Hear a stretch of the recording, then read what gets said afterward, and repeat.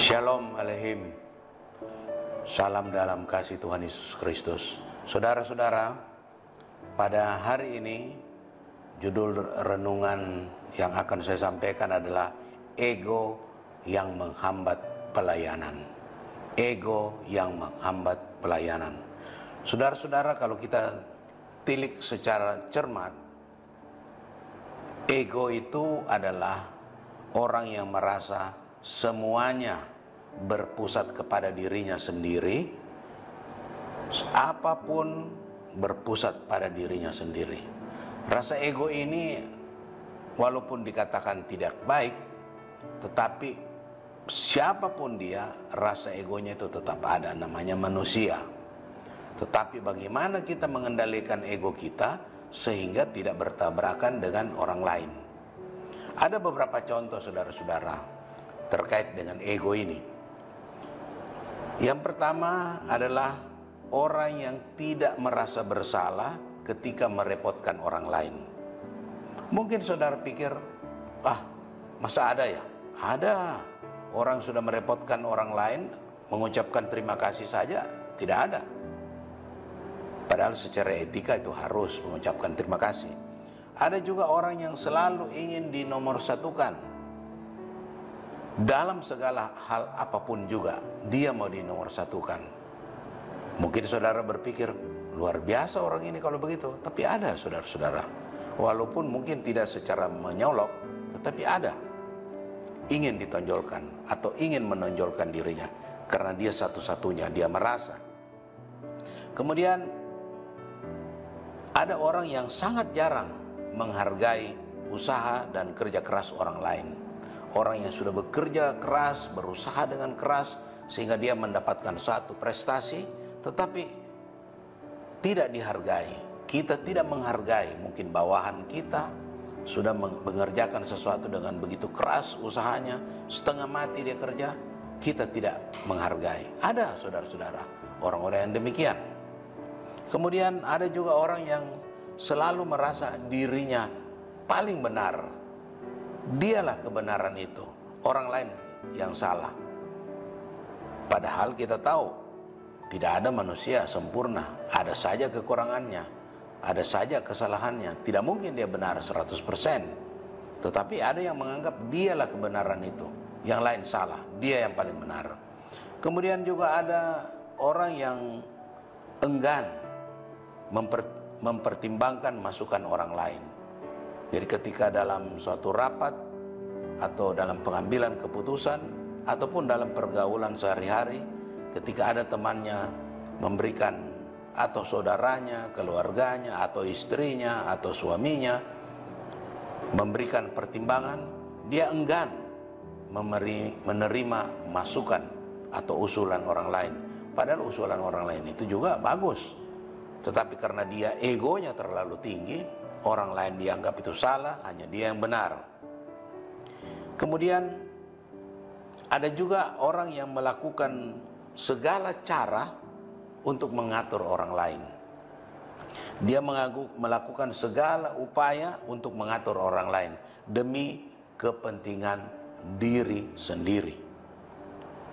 Saya teringat suatu ketika pernah ada orang berkata, ditanya, kenapa tidak ikut persekutuan? Dia bilang, orang yang ditanya bilang, saya tidak mau lagi ikut persekutuan. Karena apa-apa yang saya sampaikan, mereka tidak mau dengar. Apa yang mungkin dia usulkan, apa yang mungkin dia mau atur, orang tidak mau dengar. Jadi dia tidak mau ikut persekutuan. Nah saudara-saudara, kalau sifat-sifat yang begini memang tidak bagus. Kita bersosialisasi di tengah masyarakat, tentunya ada orang yang punya karakter berbeda-beda. Ketika kita menyampaikan usulan, ada yang merasa tidak baik, dia tidak mau. Ada mungkin yang menerima, namanya orang merdeka. Nah saudara-saudara, kalau hal-hal yang demikian ini dibawa-bawa dalam dunia pelayanan, ini bisa membuat pelayanan terganggu. Dan pasti nama Tuhan tidak dipermuliakan. Bahkan bisa menjadi batu sandungan bagi orang lain. Sehingga orang biasa pikir, masa dia begitu? Masa dia begini? Kok begitu kelakuannya? Tidak mencerminkan kasih Kristus, tidak mencerminkan sebagai orang yang percaya kepada Tuhan. Saudara-saudara, satu ketika ada satu seminar, tapi sudah lama sekali, seorang hamba Tuhan yang bernama Pak Jeff Hammond, dalam seminar dia mengatakan egoisme menghalangi pelayanan. Egoisme menghalangi pelayanan. Saudara-saudara, tertarik saya catat bagian ini, dan juga ada ayatnya, itu di dalam Filipi 2 ayat 3 sampai dengan 5. Filipi 2 ayat 3 sampai dengan 5. Saya bacakan ayat yang ketiga. Dengan tidak mencari kepentingan sendiri atau puji-pujian yang sia-sia, sebaliknya hendaklah dengan rendah hati yang seorang menganggap yang lain lebih utama daripada dirinya sendiri. Ayat yang keempat.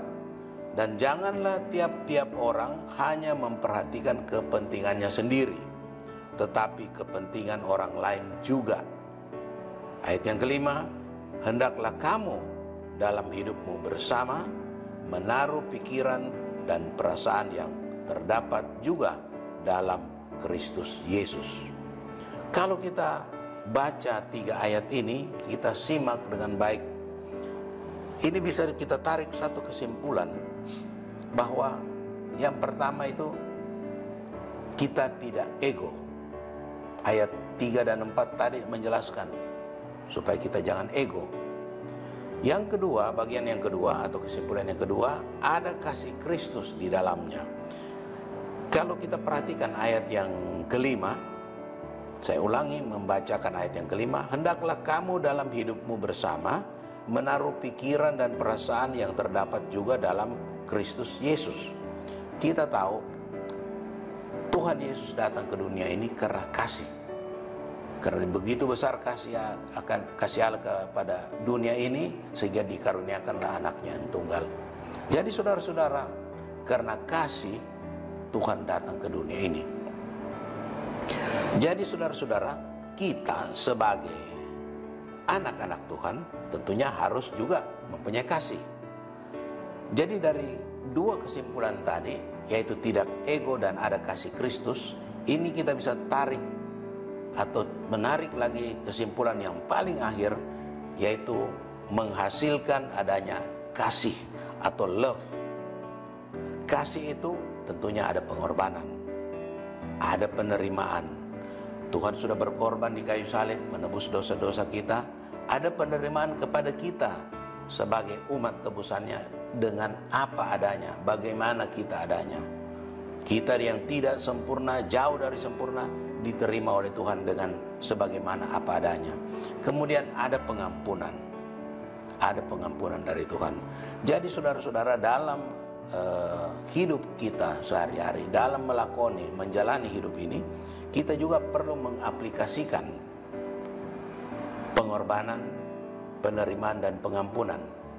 Karena pernah saya dengar ada terungkap orang, atau mungkin ada yang pernah menyampaikan bahwa saya tidak akan mengampuni orang itu sampai mati. Mungkin saudara-saudara pernah mendengar ada kata-kata orang yang berkata, saya tidak akan mengampuni orang itu sampai mati. Sebagai murid Kristus, jangan ada kata-kata begitu. Kenapa? Karena Yesus juga sudah mengampuni dosa-dosa kita. Jadi ada pengorbanan, ada penerimaan, ada pengampunan. Sebagai seorang pelayan Tuhan, tentunya kita tidak boleh yang demikian.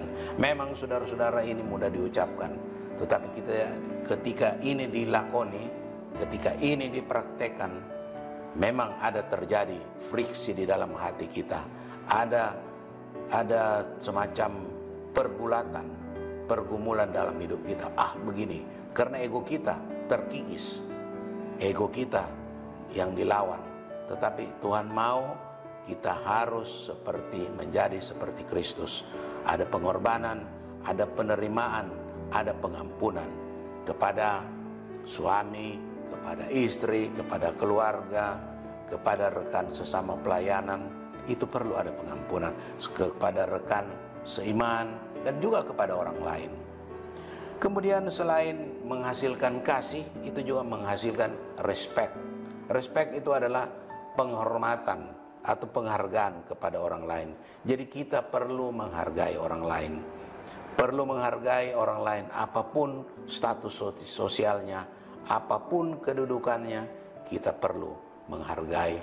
Suatu ketika saya pernah membaca ada satu tulisan saya dapat di WA Group. WA Group ini juga kadang ada yang bagus kata-katanya, tapi kadang juga ada yang tidak bagus, yang memprovokasi.